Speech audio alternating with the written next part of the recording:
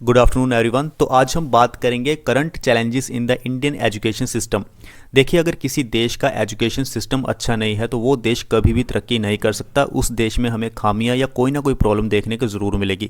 सबसे बड़ी बात यह है कि उस देश में हमें इनोवेशन देखने को नहीं मिलेगी और बच्चों में जो स्किल्स होने चाहिए वो स्किल्स भी हमें देखने को नहीं मिलेंगे। तो ये सबसे बड़ी प्रॉब्लम है इंडियन एजुकेशन सिस्टम में। आज हम इस वीडियो लेक्चर में जानेंगे कि सरकार ने क्या किया है और हमें अभी आगे क्या करने की ज़रूरत है और क्या क्या खामियां हमें इंडियन एजुकेशन सिस्टम में देखने को मिलती है।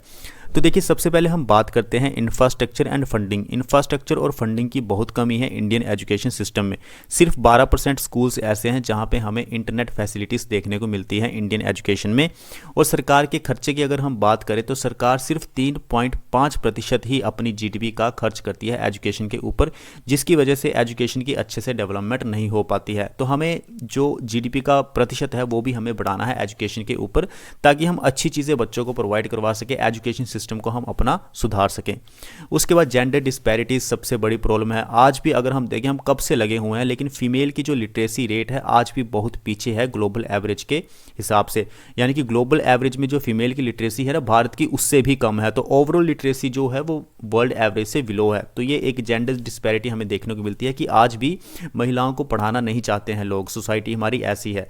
उसके बाद हम बात करते हैं लीगल एंड कॉन्स्टिट्यूशनल प्रोविजन की। देखिए, हमारे पास सर्व शिक्षा अभियान है, बहुत बड़ा प्रोग्राम है, लेकिन अभी भी इसमें बहुत सारे चैलेंजेस हैं। अच्छे से ये इंप्लीमेंट नहीं हो पा रहा है और अभी भी सभी को फ्री एंड कंपलसरी एजुकेशन इसके तहत नहीं मिल पा रही है। तो ये सबसे बड़ी प्रॉब्लम है। अब हम बात करते हैं कि और क्या क्या इश्यूज हमें स्कूल एजुकेशन सिस्टम में देखने को मिलते हैं। देखिए, इलेक्शन ड्रिवन फोकस। सरकार तब हरकत में आती है जब इलेक्शंस पास में आते हैं, तो वो बहुत कुछ करने की कोशिश करती है। इससे क्या होता है कि आप सिर्फ यानी कि आप ओरिएंटेड हो कि जब इलेक्शंस आएंगे तभी काम करेंगे, ऐसा नहीं होना चाहिए। इससे जो लॉन्ग टर्म एजुकेशन सिस्टम होता है, लॉन्ग टर्म जो प्लानिंग होती है एजुकेशन के लिए, वो खराब होती है, अच्छे से इंप्लीमेंट नहीं हो पाती है। दूसरी सबसे बड़ी बात है ट्यूशन इंडस्ट्री इम्पैक्ट। देखिए, अब कई बार पेपर जो होते हैं स्कूल में, जो एग्ज़ाम आते हैं वो बहुत मुश्किल आते हैं और उस तरह की शिक्षा बच्चों को स्कूल में दी नहीं जाती है। तो इससे क्या होता है, ट्यूशन इंडस्ट्री निकल के आती है। हर माँ बाप चाहते हैं कि उसके बच्चे को अच्छी एजुकेशन मिले या फिर वो अच्छे मार्क्स लेके आए पेपरों में। तो ऐसे में क्या होता है कि बच्चे ट्यूशन्स में भेज देते हैं अपने बच्चों को और ट्यूशन इंडस्ट्री जो है वो बहुत ज़्यादा स्ट्रॉन्ग होना शुरू हो जाती है। इससे माँ बाप का भी नुकसान है और इससे बच्चों का भी नुकसान है और जो एजुकेशन सिस्टम है, स्कूल का जो एजुकेशन सिस्टम है, वो और भी ज़्यादा उसके ऊपर हमें बुरा इम्पैक्ट देखने को मिलता है।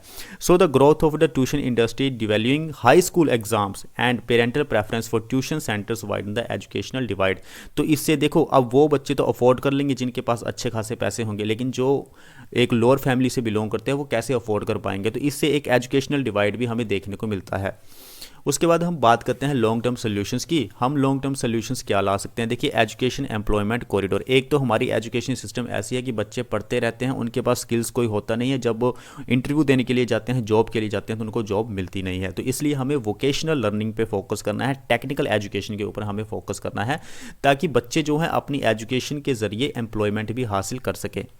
तो इस पर हमें काम करना है। फिर हमें अपने पास्ट से भी सीखना है। देखिए, भारत देश एक ऐसा देश है, इतनी पुरानी संस्कृति है कि दूसरे पुराने देश जो थे, चाइना हो गया, बेबीलोनिया हो गया, ग्रीस हो गया, वो यहाँ आते थे पढ़ने के लिए। हमारी तक्षशिला यूनिवर्सिटी थी, हमारी नालंदा यूनिवर्सिटी थी, कितनी पुरानी यूनिवर्सिटी थी, कितनी सारी किताबें थी।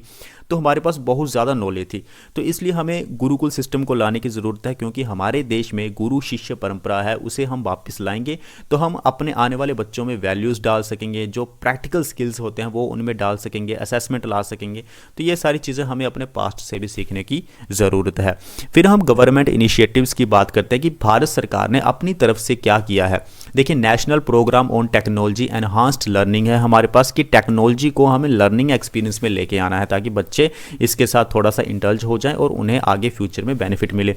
समग्र शिक्षा अभियान हमारे पास है, एक अम्ब्रेला स्कीम है जिसके अंतर्गत बहुत सारे एजुकेशन इनिशिएटिव्स हमारे पास आते हैं। फिर प्राज्ञता हमारे पास है, जिसमें हम ऑनलाइन एजुकेशन के ऊपर फोकस करते हैं कि स्कूल्स में हमें ऑनलाइन एजुकेशन भी लेके आनी है।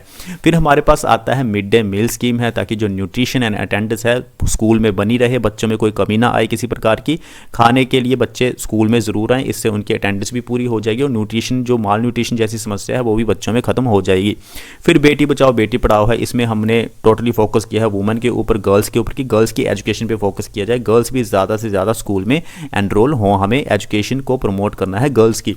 फिर हमारे पास है PM श्री स्कूल्स, इसमें हम क्वालिटी एजुकेशन देते हैं बच्चों को। लिमिटेड बच्चे होते हैं लेकिन बच्चों को क्वालिटी एजुकेशन दी जाती है। सरकार का इसमें मकसद है कि हमें क्वालिटी एजुकेशन देनी है PM श्री स्कूल्स के तहत।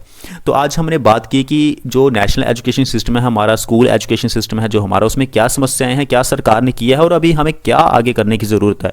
क्योंकि जब तक हमारा एजुकेशन सिस्टम स्ट्रॉन्ग नहीं होगा तब तक किसी भी प्रकार के स्किल्स बच्चों में नहीं आएंगे, वैल्यूज़ नहीं आएगी और कहीं ना कहीं इसका नुकसान हमें लॉन्ग टर्म देखने को मिलता है। चाहे आप थोड़ा सा ध्यान देंगे तो अगर कोई बच्चा अच्छे से पढ़ेगा लिखेगा नहीं तो उसके अंदर वैल्यूज़ नहीं आएंगी, तो हो सकता है वो क्राइम में जाएगा या कोई गलत काम करेगा। बहुत सारे फैक्टर्स रिस्पॉन्सिबल होते हैं, एक छोटी सी चीज़ है लेकिन वो बहुत कुछ कर सकती है। तो इसलिए हमें अपने एजुकेशन सिस्टम को अच्छे से सुधारना है। इसी तरह से हम मिलते हैं नेक्स्ट वीडियो में। आई होप सो आपको वीडियो अच्छी लगी हो। प्लीज़ सब्सक्राइब करना ना भूलें।